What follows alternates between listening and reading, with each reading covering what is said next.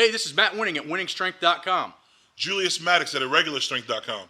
And the first video we dropped on the bench press was build a big back to a big bench, and that's one thing that we can massively agree on. Now today we're going to show you some key secrets on how to get super strong, not only if you're just a regular gym bench presser, but also if you're a key powerlifter.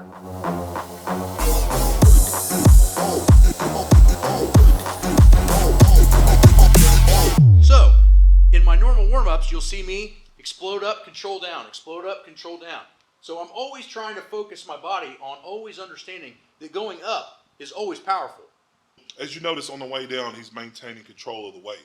We want to make sure we keep proper form through the whole variation, starting from your feet, working your way up to the quads, through your core, exerting through extending the weight. And what Maddox is trying to tell you, and I'm trying to tell you, is that you got to be explosive coming up on what you're doing. That's step one. Step two, what he's realized and I've realized is that the bench press is a full body exercise, meaning that all of your body has to be super tight and strong.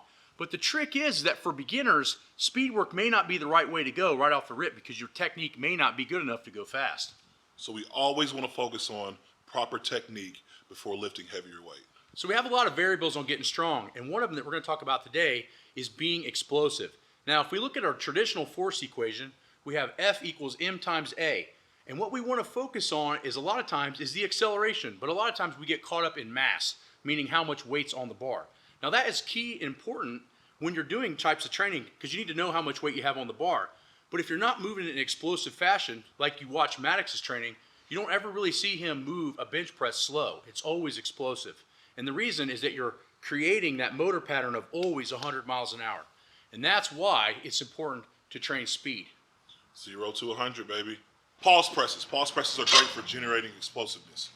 So as you can see, Matt is pausing at the top of his rib cage. Just a brief second, about a half second to a second pause. Most people don't do pause reps, which is a lot easier. But if you want to generate explosivity, you have to start with the pause. So in order to use controllable power in a powerlifting sense, you need to incorporate pause presses into your bench press routine. The other thing I like about building in the pause presses is that you're increasing time under tension. So for those of you guys trying to use a power building cycle like the one on the website or the stuff we'll put on Irregular Strength, what you're going to notice is that pausing is actually going to increase time under tension, which is going to build more muscle tissue. So if you're in the gym to put on quality muscle, pausing is a great way to increase that time under tension. All right, so the first thing we got to do if we want a big bench is we got to warm up correctly. Now, what Maddox is going to do, he's going to do these 50-pound dumbbells. We might do 4 sets of 10, 4 sets of 25 if you kind of do a winning style warm-up. But what he's going to do is he's going to warm up the actual motor pattern that he wants to do. Now, a lot of people make a big mistake that they go in bench press and they warm up just the bench press itself. He's going to do some pressing. He's going to do some back work. He might even do a little bit of tricep warm-up in order to hit. Notice that Maddox just changed his hand position as well. One of the other big things you find that's a big problem with bench pressers is they train the exact same grip all the time. He's rotating. He's turning it into a hammer grip. He's turning it into a straight bar. He's changing it all the time. That's so all of this gets hot and warm, and the chances of him having a better bench day are higher, and the chances of him getting hurt are lower. That's good. So at the bottom of the rep, we want the bar speed to be as fast as possible, from 0 to 100, as if he's trying to throw the bar through the roof. Now the reason that we want to do that is because that turns on maximal fibers and gets our neurological system to understand there is no in the middle. It's go or no. And mostly it's going to be go. So when I'm exploding through there, I'm not giving my body a chance to slow down. I'm not giving my body a chance to develop a sticking point. I'm creating from bottom to lockout 100 miles an hour.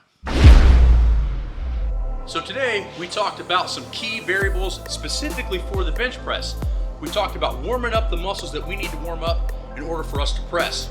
We talked about the importance of pausing, especially if you're going to be a competitive lifter. But even if your goal is hypertrophy, you need to increase time under tension, sometimes more than just doing reps. And then the last thing we talked about was making sure that you understand that everything goes from 0 to 100 miles an hour. Now that means that every rep you do for the classic bench press needs to have power. And if you want to know what power looks like, look at Julius Maddox's records and his training videos on IrregularStrength.com, and you're going to see real power on a real bar.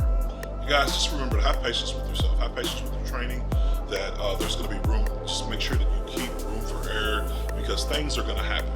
So again, just be patient and always remember every rep counts.